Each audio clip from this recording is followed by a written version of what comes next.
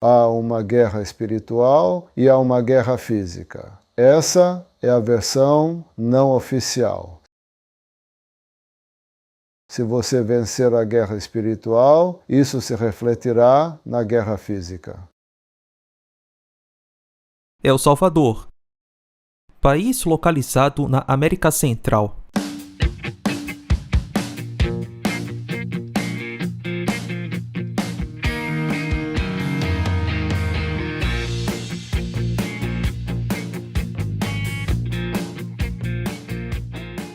El Salvador está imersa numa guerra civil desde 1979.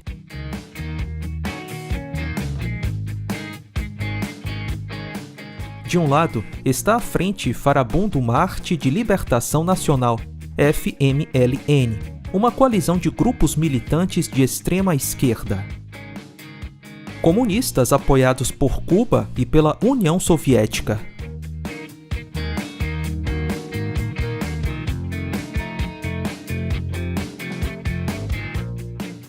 Do outro lado estava o governo militar, composto pelo Exército Nacional de El Salvador e vários paramilitares apoiados pelos Estados Unidos. A guerra foi brutal. 80 mil mortos.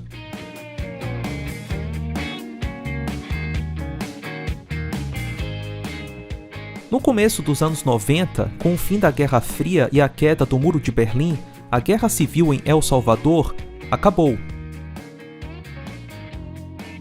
Após 2 anos de negociações, foram assinados acordos de paz, encerrando 12 anos de guerra civil.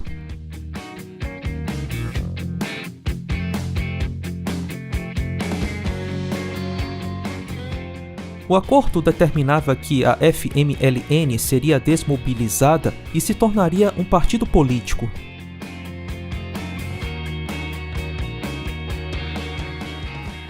A política de El Salvador passaria então a ser disputada pelo partido Arena, de direita, e pela FMLN, de esquerda. Embora a guerra civil tivesse acabado, a violência e a atividade criminosa aumentaram em El Salvador. A corrupção era desenfreada, desde presidentes até policiais e prefeitos.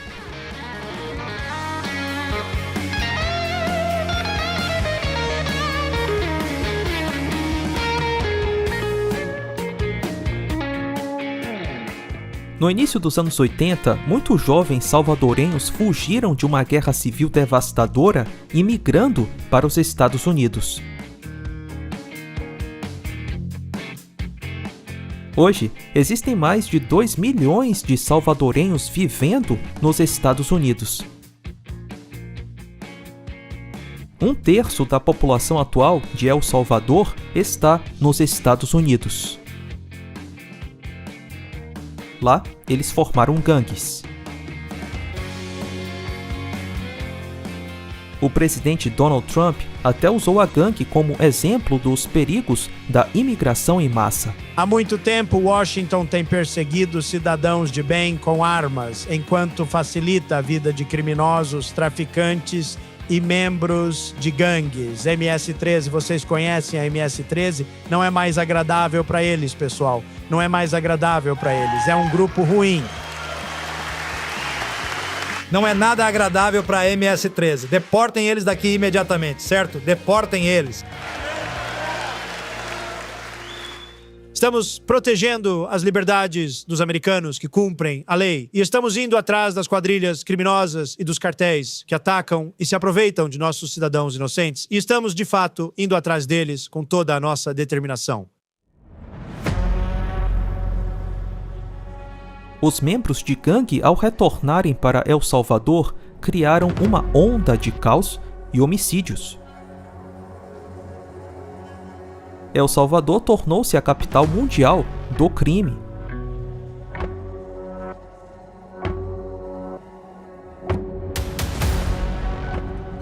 O país mais violento do Ocidente. A violência cresceu de forma tão severa que necrotérios, cemitérios e o sistema forense de El Salvador colapsaram. MS-13 é das maiores gangues. E são satânicos também. Eles se tornaram uma organização satânica. Eles perguntam a ele, quantas pessoas você matou? E ele disse, eu não consigo me lembrar. Ele não se lembrava de quantos eram. Provavelmente 10, 20, ele realmente não se lembrava. Então perguntaram a ele, e qual é, afinal de contas, a sua posição dentro dessa gangue? Ele explicou detalhadamente como foi subindo nas posições, mas eu deixei a gangue. Eles disseram, por que você deixou a gangue? E ele disse, bem, porque eu estava, eu estava acostumado a matar. Eu estava acostumado a matar pessoas. Mas eu matei por território, eu matei para arrecadar dinheiro, eu matei por extorsão.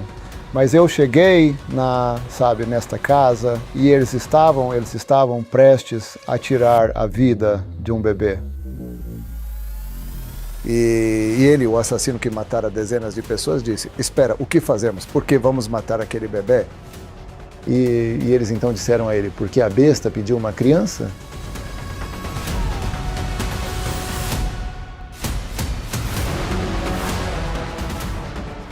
As gangues em El Salvador têm uma religião própria. Para entrar na gangue, o membro passa por uma iniciação. Um ritual simbólico onde o recruta escolhe o seu nome de guerra enquanto suporta ser linchado. Em muitos casos, há um batismo de sangue selado com homicídio, a prova final de compromisso. As tatuagens são a marca da gangue. Há muitas histórias dentro das tatuagens que esses sujeitos carregam na pele. Sempre vão encontrar carinhas de palhaço,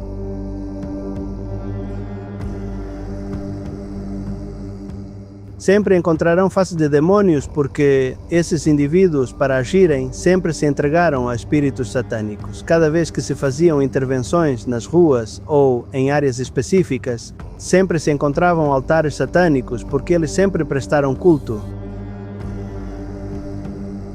As principais gangues de El Salvador são Mara Salvatrucha 13 e Barrio 18.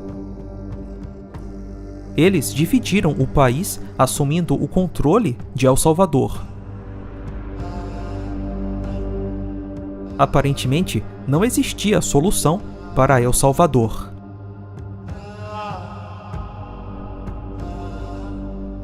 Nayib Armando Bukele Ortiz nasce em San Salvador, 1981. O seu pai, Armando Bukele, foi um empresário de muito sucesso que fundou várias empresas em El Salvador.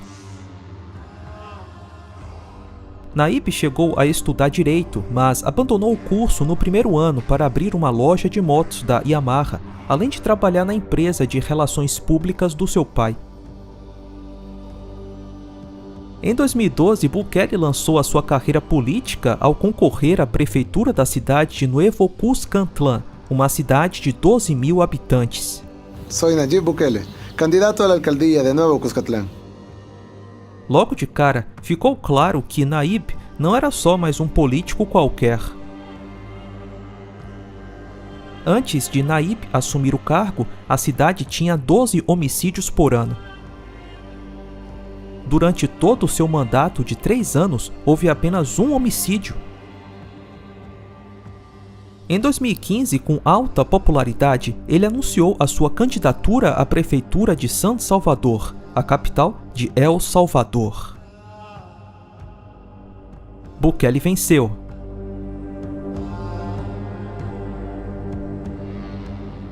Bukele queria ser presidente.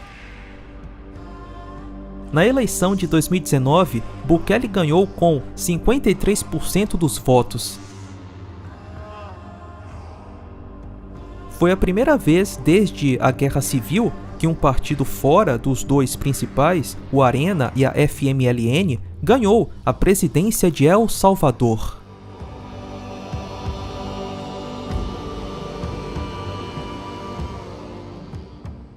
Bukele assumiu a presidência em junho de 2019 e logo depois anunciou o seu plano de controle territorial. foi amplamente eficaz. A taxa de homicídios caiu mais de 70% em 2 anos.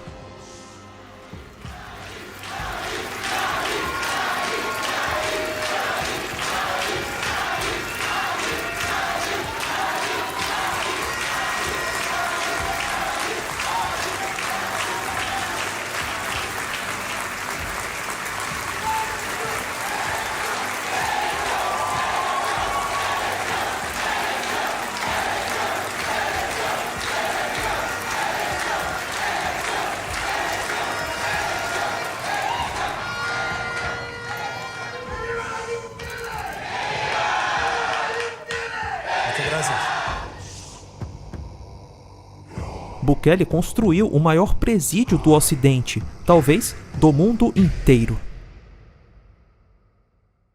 Com capacidade de 40 mil detentos.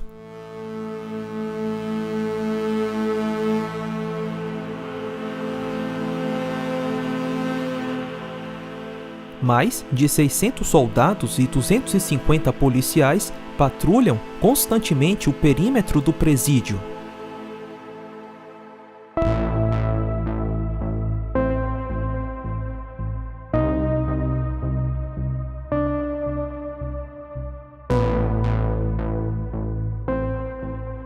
Ele possui bloqueadores de sinal e 37 torres de vigilância.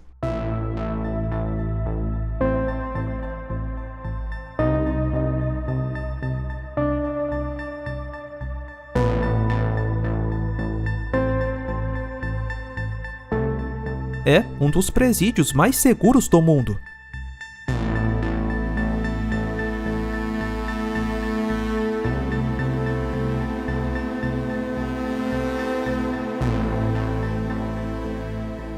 Logo depois de tomar posse, Bukele anunciou o seu plano de controle territorial. Fase 1. Preparação. 12 grandes municípios ao redor da área metropolitana de San Salvador foram colocados sob cerco. Polícia e militares foram posicionados em centros urbanos e áreas históricas onde as gangues costumavam cobrar comerciantes locais. As prisões nacionais também foram colocadas em isolamento para que nenhuma comunicação entrasse ou saísse dos presídios. Fase 2. Oportunidade. Essa fase trouxe melhorias às comunidades ocupadas por gangues. Fase 3. Modernização. Emissão de novas armas de fogo, coletes à prova de balas, capacetes, rádios, câmeras de visão noturna, helicópteros e drones para as forças de segurança. Sob essa fase, Bukele mobilizou mais de 1.400 soldados. Completamos 8 meses de envolvimento nesta guerra contra as gangues e, graças a Deus, podemos dizer que estamos, de fato, vencendo. Esta é uma vitória tão grandiosa e surpreendente que já se encontra bem ao nosso alcance. Que fique muito claro que toda a glória pertence a Deus e que é de Deus. Nós, os seres humanos, temos a imensa bênção de sermos instrumentos de Deus, todos e cada um de nós, para levar paz, liberdade e felicidade ao querido povo salvadorenho. E nós somos o instrumento para curar esta terra. Cada um de vocês é um instrumento de Deus para fazer isso. A paz não se consegue assinando acordos entre corruptos, dividindo o poder entre assassinos. A paz é algo que se constrói, e isso exige muito trabalho, muito suor, muito esforço e, acima de tudo, a grande valentia que vocês e seus irmãos policiais demonstram. É fundamental que cada um de vocês tenha algo profundo que lhes indique, que lhes mostre que vocês são parte de algo muito maior e mais importante do que a própria individualidade e que, por isso, vale a pena arriscar a própria vida por essa causa que transcende o eu. Tudo isso se resume em valores. Valores tais como a valentia, tais como a coragem, tais como a fortaleza e também a disciplina. O sentido do patriotismo, o valor da honra e a força da lealdade. O amor pelo próximo são valores fundamentais da sociedade humana, mas são valores que estão se perdendo cada vez mais no mundo.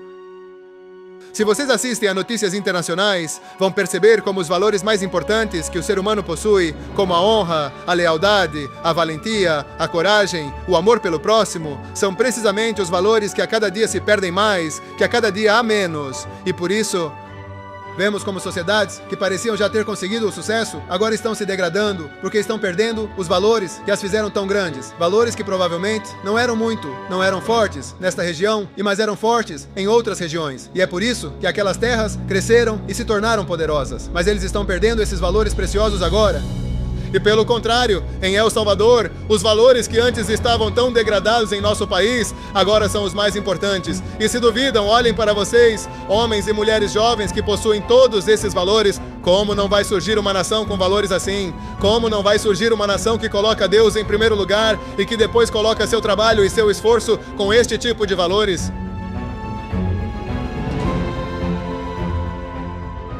Fase 4. Incursão.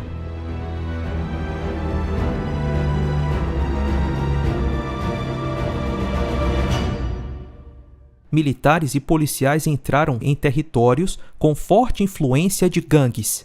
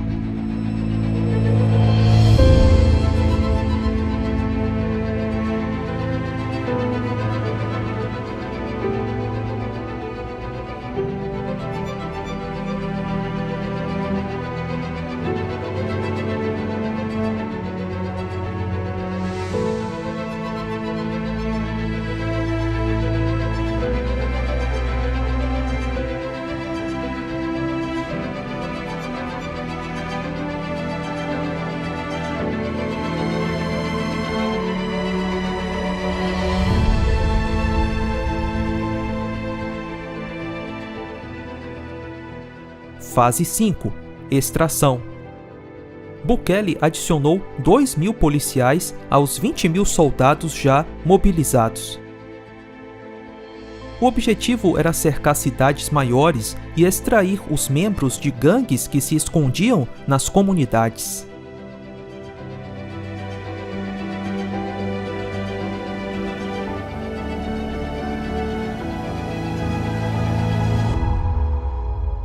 Fase 6.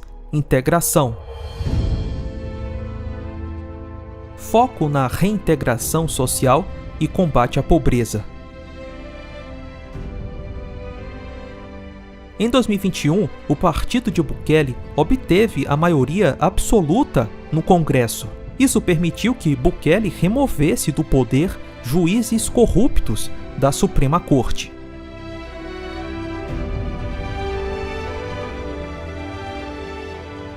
Em 2022, com o anúncio da fase de extração, as gangues atacaram. Em 2 dias, eles cometeram 87 homicídios de civis inocentes. Esses foram os dias mais mortais na história de El Salvador, desde o fim da Guerra Civil em 1992. Diante desse ataque, o presidente Bukele decretou estado de exceção. Desde o começo do estado de exceção, cerca de 90.000 pessoas foram presas, o que corresponde a 75% da população de gangues de El Salvador. Em pouco tempo, El Salvador se tornou o país com a menor taxa de homicídios do hemisfério ocidental. Em 2026, o estado de exceção continua em El Salvador. E hoje, Bukele é o presidente com a maior aprovação de todo o mundo. E são resultados inquestionáveis. Ninguém questionou o resultado das eleições, nem mesmo a oposição. O povo votou e o povo decidiu nos dar, não a maioria, mas uma supermaioria na Assembleia Legislativa. E graças a essa supermaioria foi que se pôde mudar o Procurador-Geral da República anterior e a anterior Suprema Corte.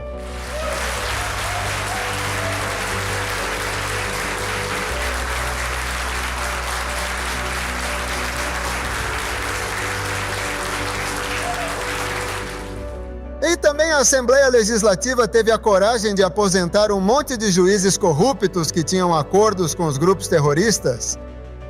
Estas decisiones también fueron fuertemente criticadas por una parte de la comunidad internacional. Pero son precisamente estas decisiones las que nos han permitido tener seguridad al fin.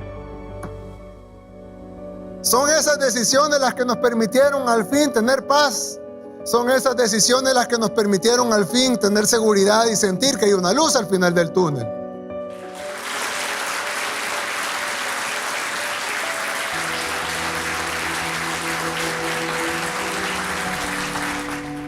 Ou por acaso vocês pensam que a guerra das gangues seria possível com o procurador-geral anterior, com a Suprema Corte anterior, com os juízes anteriores? Seria totalmente impossível. Em setembro de 2021, a Suprema Corte de El Salvador decidiu que o presidente Bukele é elegível para cumprir 2 mandatos consecutivos de 5 anos no cargo. A reeleição de Bukele foi esmagadora. Em 2024, ele venceu com 85% dos votos.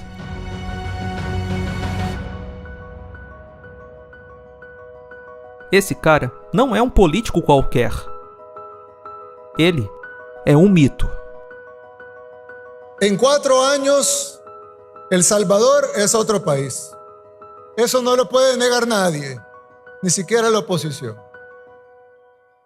Hemos tenido que trabajar muy duro para llegar hasta acá.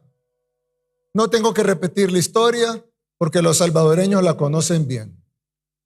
Saben de primera mano cómo es vivir en un país controlado por terroristas, sin libertad, sin esperanza, sin nada. Y lograr lo que aquí hemos logrado no ha sido el trabajo de pocas personas, sino una labor titánica de miles de salvadoreños. Algunos de ellos incluso perdieron su vida para salvarla de otros. Ahora tenemos un nivel de seguridad de que países de Latinoamérica sueñan. No lo digo para jactarnos, sino para que cada uno lo analice y sea consciente de lo que hemos logrado. Perdimos el miedo, detuvimos la caída libre en la que veníamos y comenzamos a volar incluso por encima de nuestras expectativas. El país más pequeño de América es ahora ejemplo para países más grandes que cuentan con más recursos, porque los logros en seguridad son irrefutables.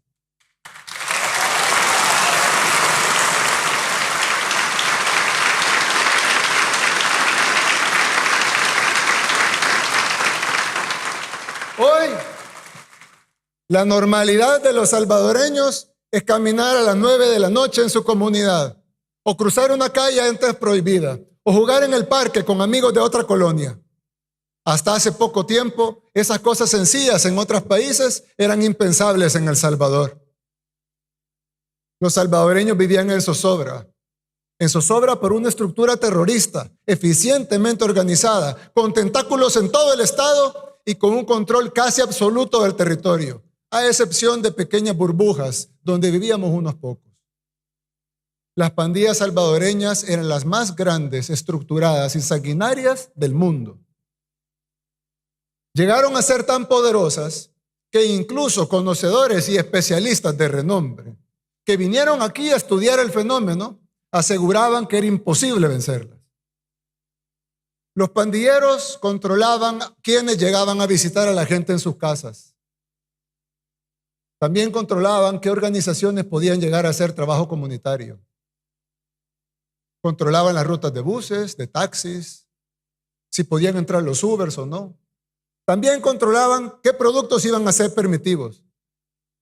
Controlaban la venta de drogas, pero también de frutas, de carnes, de vegetales en los mercados.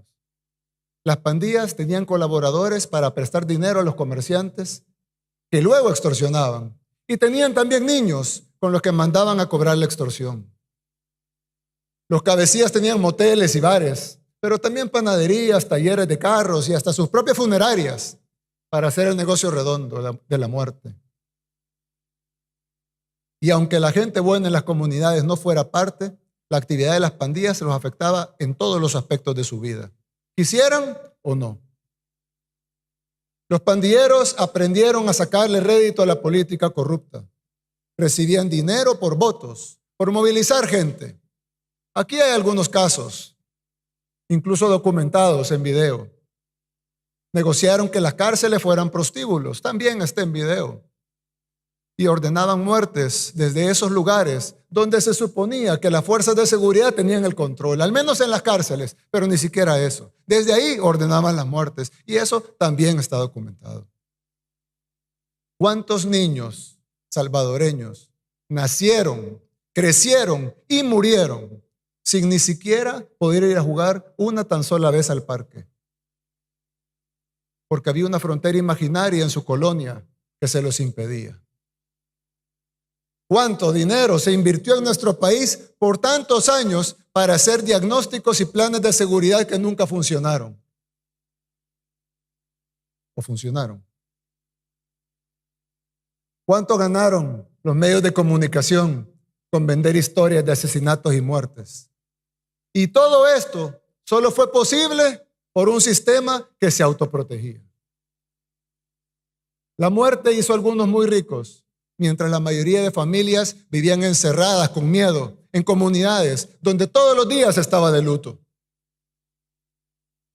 Esos traumas que nos dejaron tantas décadas de violencia nos llevarán muchos años a sanar.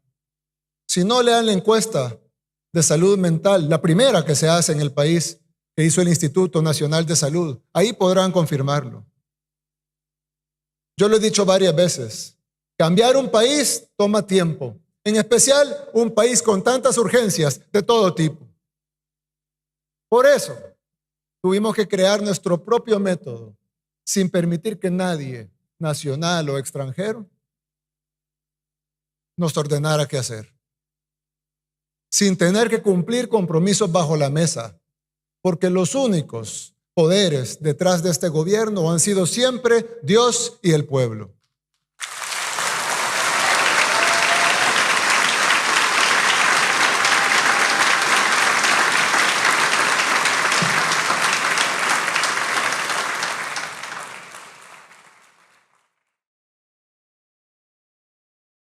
Então, acho que o nosso,